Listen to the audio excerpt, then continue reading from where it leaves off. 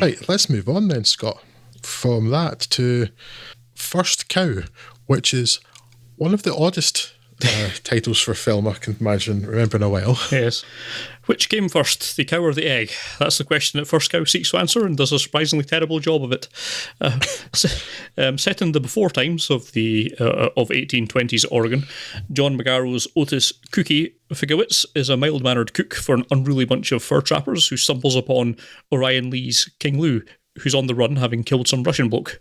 After striking up a friendship, they go their separate ways, only to meet up a little further down the line at Fort Tillicum, once Cookie takes his leave from the trappers. They chum about for a while before learning that Toby Jones's chief factor has shipped in the territory's first cow. They reason that the fresh milk that they could obtain from this cow could be used to make baked delicacies the likes of which the territory has never seen, on account of it being a largely untamed wilderness with no baked delicacies whatsoever.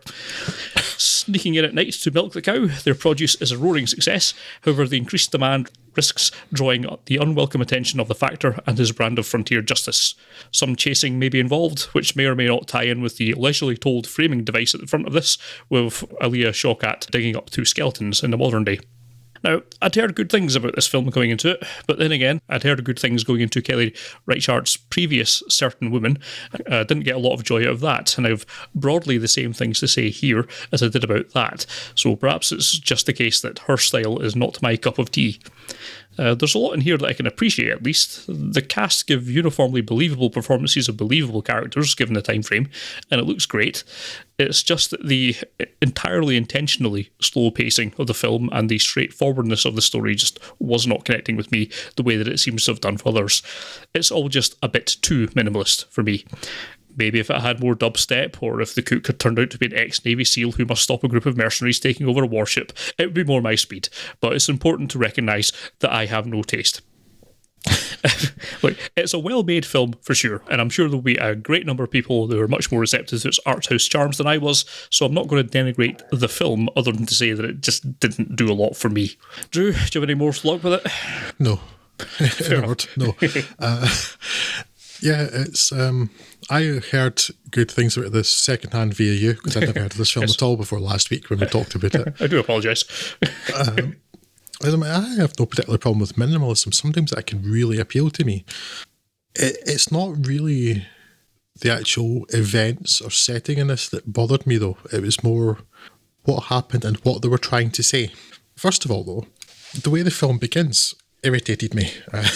Yes. Because... It's unneededly slow. It didn't need No, even that, Scott, it's spectacularly stupid, and I think maybe you're thinking about not the same thing as me, because I don't know about you, but if I discovered human remains in a shallow grave in the middle of the forest, my first thought would probably be, I should perhaps tell the police about this. Yeah. This may be evidence of a crime.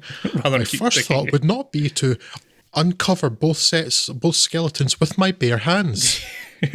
Yes. Now, call me a weirdo. That's not where my mind goes to in that potential situation. And then after that, there's just... it's all kind of heads to the same thing. So you're starting off with the two skeletons, and then you figure out quite quickly, well, that'll be Lou and not Paul Dano. And his resemblance to Paul Dano was irritating me the whole way. It's like, can you just be Paul Dano? I had the same thing, but I was thinking more it looked like Shia LaBeouf.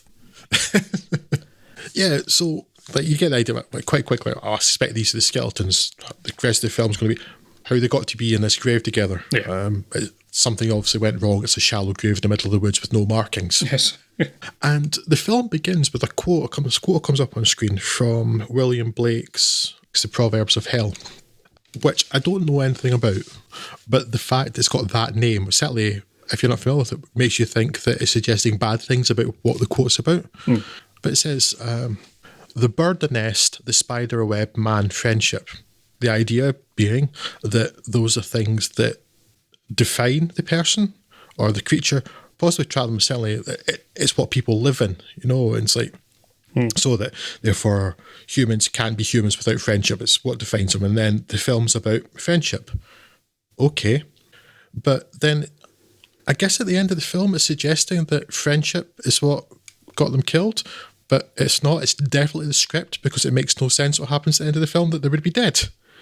And that irritated me. A lot.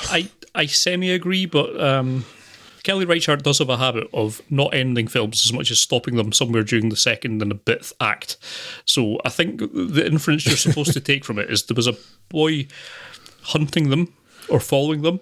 I think that what you're supposed to infer is that he actually caught up with them and killed King Lu, while it's probably more likely that Cookie just kind of bled out and died at the end there. Cookie would die. It's setting up an explanation without actually giving to you and letting you work with that. That seems to be Kelly Reichart's MO. However, it's not all that well set up here, I don't think. See, I had that thought too, particularly because the kid that's tracking them is the same one who didn't get to buy one of their cakes when they were selling it. And I was like, that doesn't make it any better. I was like, wait, so he's dying because he got stiffed on buying a cake at an exorbitant price one day. That kind of felt like that's where the film was trying to send me. Yeah, yeah. And also, just because I was thinking about that, because it's quite obvious that he's going after them with a gun, and then I went back and checked to start the film again just to see if there was like maybe some sort of bullet hole or something. Like, no. So there's nothing there. So there's nothing to suggest that that's how they died. So yeah, I was aware that was possibly the suggestion, but it's a stupid suggestion, as was them dying where they died anyway for no reason. No, I just didn't get on with this film at all. It was like, for all like the nature was like beautiful and wild and stuff, I saw like she managed, or cinematographer managed to make it look incredibly drab, and I don't know how they did that. Like, this forest should be beautiful and lively, and it just looked grey and brown and miserable. Yeah, I didn't get with it. Also, there's another reason this film can do one, actually, too. They're setting up this idea that when they're stealing the milk, right, that they're going to get, like, really greedy or arrogant or, like, careless. And that's how they're going to get their comeuppance.